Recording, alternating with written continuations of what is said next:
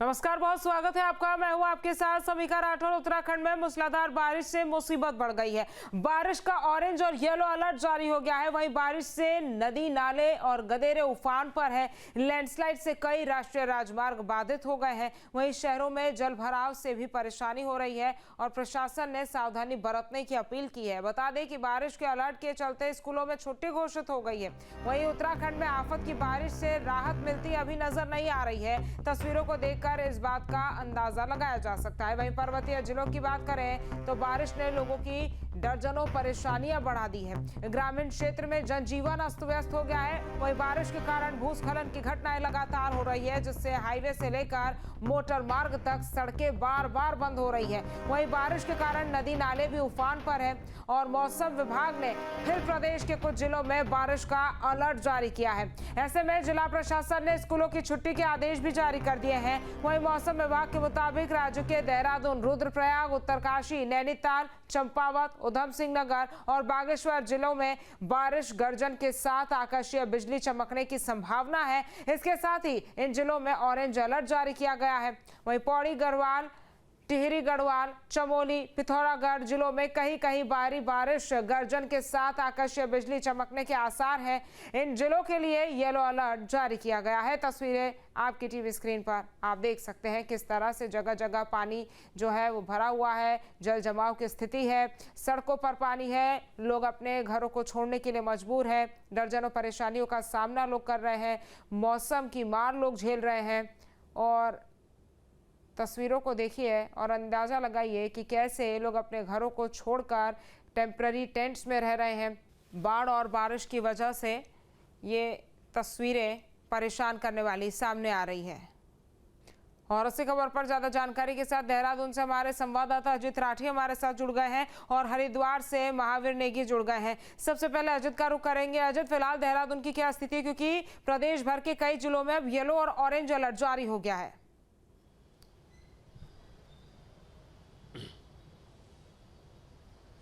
बिल्कुल, देखिए, अगर मैं सुबह से बात करता हूं तो देहरादून में सुबह से बारिश रुकी हुई है, लेकिन रात भर बारिश हुई है। और सुबह ये भी मैं बता दूं आपको कि स्कूल टाइम तक जब बच्चे स्कूल जा रहे थे तब भी थोड़ी थोड़ी बारिश हो रही थी। लेकिन अब ये पिछले 4 से 5 दिन में पहला मौका है कि इतने लंबे समय बारिश यहाँ पर देहरादून में रुकी हुई है। लेकिन देहरादून की बात नहीं है, वो ऊपर पर्वतीय क्षेत्रों में जितना भी नुकसान हो रहा है वो लगातार बारिश के चलते हो रहा है और लगातार लैंडस्लाइड हो रहे हैं। लेकिन देहरादून अभी आज सुबह से लग रहा है कि ये मौसम यहाँ पर खुला हुआ है। बारिश तो बंद है लेकिन बादल लगे हैं, कभी भी बारिश हो सकती है। बारिश का मौसम जरूर बना हुआ है और आसपास के क्षेत्रों में जितने भी नदी नाले हैं वहाँ पर पानी काफ़ी बढ़ा हुआ है। सरकार ने पूरे सिस्टम को अलर्ट पर रखा है और उनको अलर्ट रहने के आदेश दिए हैं कि जो तटीय इलाके हैं, नदियों के किनारे जो हैं, जो लोग रह रहे हैं, उनको लगातार दूर करने की कोशिश करते रहें, वो नदियों के पास कोई ना रहे। और लगातार बारिश होने के चलते काफ़ी नुकसान भी हो गया। हम न्यूज स्टेट सुबह इस बात का खुलासा भी कर चुका है कि जो एक रिपोर्ट बनी है वो 5,000 करोड़ से भी ज़्यादा के नुकसान की एक रिपोर्ट तैयार हो गई है। फिलहाल मानसून चल रहा है और देहरादून में सुबह से बारिश नहीं है। जी बिल्कुल अजित, आप हमारे साथ बने रहिए। हरिद्वार से महावीर भी हमारे साथ जुड़े हुए हैं। महावीर, हरिद्वार की फिलहाल क्या स्थिति है? देखिए, जिस तरह से अभी हमारे वरिष्ठ जो बता रहे थे, अजीत जी बता रहे थे कि देहरादून में जिस तरह का मौसम है, लगभग उसी तरह का मौसम भी हरिद्वार में है। बादल छाए हुए हैं और पार्टली क्लाउड कह सकते हैं कि इस समय आसमान में है, लेकिन जिस तरह से पहाड़ों पर बारिश हो रही है उसका सीधा असर हरिद्वार जैसे तराई वाले क्षेत्रों पर दिखाई दे रहा है। गंगा इस समय चेतावनी लेवल से ऊपर बह रही है। खतरे के निशान के पास इस समय गंगा बह रही है। वो कहीं ना कहीं डराने वाला है। वो भी खादर वाले क्षेत्र में लक्सर का एरिया आता है, कानपुर का एरिया आता है। तो ये इलाके जो है वो खादर वाले माने जाते हैं और यहाँ पर काफी एक पहले ही मुख्यमंत्री वहां पहुंचे थे, उन्होंने आपदा के इलाकों का जायजा लिया था ट्रैक्टर में बैठकर। तो ये तमाम तरह की चीजें हैं वो यहाँ पर है, क्योंकि अमूमन ये देखने में आता है कि पहाड़ों पर किसी भी तरह का मौसम हो, चाहे मानसून का मौसम हो, बर्फबारी का मौसम हो या फिर गर्मी का मौसम हो, तो उनका सीधा असर जो होता है वो मैदानी इलाकों में होता है और ऐसा हर मौसम में देखने में आता है। तो फिलहाल अभी जिसका ये जताई जा रही है कि जिस तरह का फोरकास्ट है, पहाड़ पर लगातार बारिश होगी, तो वो फोरकास्ट कहीं ना कहीं मैदानी इलाकों के लोगों के लिए चिंता का सबब है, क्योंकि अगर वहां लगातार बारिश हुई तो गंगा का जल लेवल बढ़ेगा, लेकिन बढ़ा तो कहीं ना कहीं खतरे की जो स्थिति है वो खादर वाले क्षेत्रों के लिए बढ़ेगी। हालांकि शहरी क्षेत्रों में जलभराव की समस्या जरूर होती है, लेकिन वो केवल बरसात खोलने तक होती है। हालांकि अभी मौसम खुला हुआ है, पूरी तरह से साफ है, पार्टी क्लाउड भी है आसमान में, लेकिन अभी बारिश की संभावनाएं नहीं दिखाई दे रही। लेकिन जिस तरह का फोरकास्ट है वो कहीं ना कहीं लोगों की समस्याओं को बढ़ाने वाला जरूर है।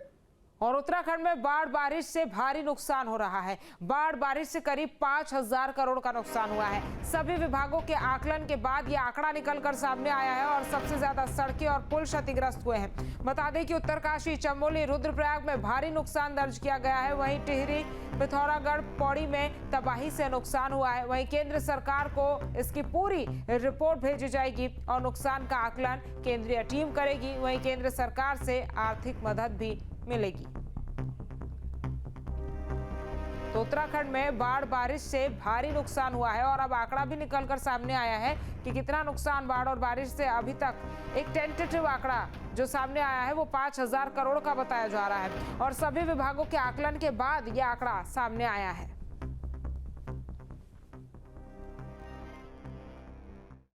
थोड़ा सा लगभग 5,000 करोड़ से अधिक की क्षति का आंकड़ा अब तक हमारे सामने आया है। उसको हम लोग कंपाइलेशन करने की अंतिम स्टेज में हैं और उम्मीद है कि आज हम उसको फाइनल कर लेंगे और हम उसको कल तक भारत सरकार को भेज देंगे। मेजर नुकसान जो हमारे विभाग हैं, गवर्नमेंट की जो सड़कें हैं उसको बहुत अधिक क्षति हुई है, चाहे वो PWD की सड़कें हों, चाहे PMGSY की सड़कें हों, चाहे लोकल प्रशासन की, लोकल गवर्नमेंट की सड़कें हों, मतलब ग्रामीण सड़कें जो होती हैं या जो नगर पालिका, नगर निगम, नगर पंचायत के क्षेत्र में हैं उसको क्षति हुई है। विभागों की क्षति, चाहे वो सिंचाई विभाग की हो, चाहे ऊर्जा विभाग की हो, चाहे विद्यालय शिक्षा विभाग की हो, इनको अच्छी खासी क्षति पहुंची है। इसके साथ साथ क्षति के अलावा ऐसी स्टेज पे आ गए हैं बहुत सारे सड़कें, बहुत सारे प्रॉपर्टी जिसको मिटिगेशन वर्क करना आवश्यक है, वो भी क्षति के रूप में हम मानेंगे, क्योंकि अगर मिटिगेशन वर्क नहीं किया हमने तो बहुत अधिक क्षति हमारी हो जाएगी। तो वो सभी क्षति में हम मान रहे हैं।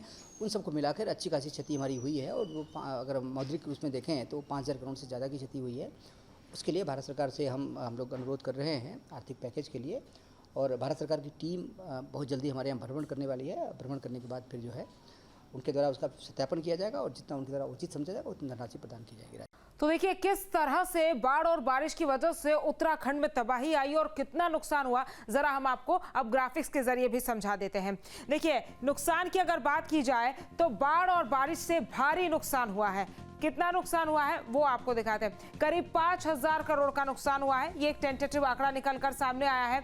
वहीं आकलन के बाद आंकड़ा जो है वो ये निकलकर सामने आया है। तमाम अलग अलग जांच एजेंसियों के बाद ये इसका पूरा रिसर्च किया गया, अलग अलग विभागों ने इसका रिसर्च किया और ये आंकड़ा सामने आया। उत्तरकाशी, चमोली, रुद्रप्रयाग में भारी नुकसान दर्ज किया गया है। वहीं टिहरी, पिथौरागढ़, पौड़ी में भी तबाही से नुकसान हुआ है। और बता दें आपको कि केंद्र को अब ये रिपोर्ट भेजी जाएगी। जो रिपोर्ट अलग अलग विभागों की तरफ से तैयार की गई है वो भेजी जाएगी। वहीं केंद्रीय टीम नुकसान का आकलन करेगी। कितना नुकसान हुआ है इसका आकलन अब केंद्रीय टीम भी करेगी। बाढ़ और बारिश से उत्तराखंड में भारी नुकसान हुआ है और हमने आपको बताया कि किस तरह से 5,000 करोड़ का ये नुकसान हुआ है। और हमारे सहयोगी अजित राठी हमारे साथ लगातार बने हुए हैं। अजित, ये जो बड़ा नुकसान सामने आया है, एक टेंटेटिव आंकड़ा बताया जा रहा है कि 5,000 करोड़ का है ये। अब इससे उबर पाने के लिए उत्तराखंड में जहां जहां इतना ज्यादा नुकसान हुआ है, सबसे ज्यादा बताया जा रहा है कि सड़कों और राजमार्गों का सबसे ज्यादा नुकसान हुआ है। अब कितना समय लगेगा मॉनसून के मौसम के बाद वापस से एक इन रास्तों को बनाने में और एक नॉर्मल जिंदगी पूरे उत्तराखंड वासियों की तरफ से कैसे शुरू हो पाएगी? इतने नुकसान की भरपाई कब और कैसे हो सकती है?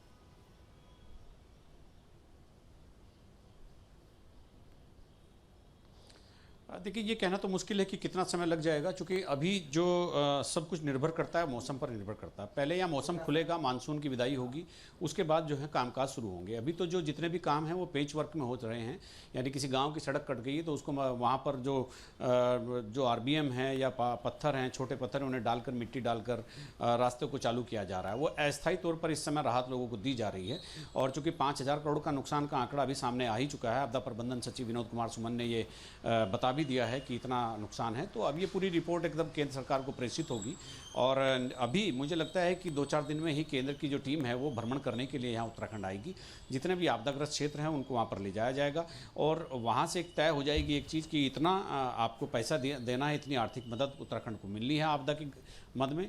और उसके बाद मानसून की विदाई हो जाएगी तो तब एक पूरा प्लान तैयार होगा कि कहाँ कहाँ कितना बड़ा काम है, कितने उसमें दिन लग सकते हैं। सबसे पहले जो संपर्क मार्ग हैं उन पर फोकस रहेगा। संपर्क संपर्क मार्गों को जोड़ा जाएगा, वो सड़कें पक्की की जाएंगी ताकि लोगों का संपर्क ना टूटे और एक दूसरे गांव से, एक दूसरे शहर से।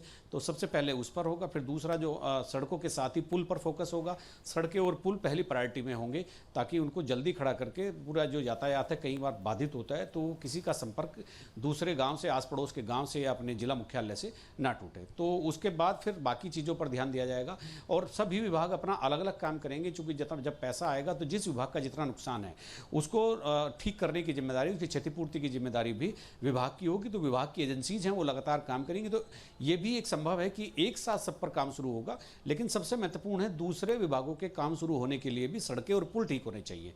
तो इसीलिए पीडब्ल्यूडी की, पीएमजीएसवाई की, बीआरओ, एनएच, इनकी बड़ी जिम्मेदारी है कि वो सड़कों को स्मूथ कर दे ताकि दूसरे कामों को सुचारू किया जा सके। जहां भक्ति है हर शब्द में, कथाओं में छिपे हैं दिव्य रहस्य और ज्योतिष देता है जीवन को दिशा। धर्म से जुड़ी हर बातों को जानने के लिए हमारे चैनल स्तुति को सब्सक्राइब करें। चैनल पर जाने के लिए इस लिंक पर क्लिक करें।